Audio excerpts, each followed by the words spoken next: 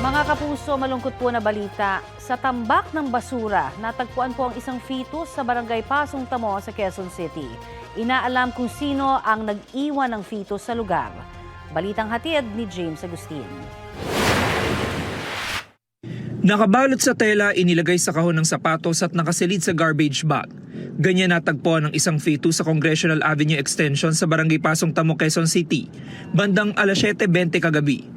Ang fetus inihalo sa mga basura sa gilid ng kalsada. Ayon sa mga taga-barangay, isang napadaang lalaking nangangalakal ng basura ang nakakita sa fetus. Nangangalkal siya dun banda sa sulo.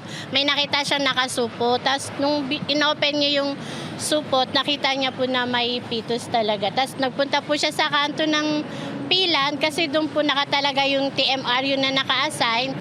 Inalam pa ng mga otoridad kung sino ang posibleng nag-iwan ng fetus sa lugar. Pinare-review na po namin sa CCTV. Baka kasakaling may nahagip po sila na may nagtapon or may nag-walk-in lang na initsa lang yan dyan. Ganun po. Bandang alas 11 kagabi nang kinuha ng punerarya ang fetus para mailibing.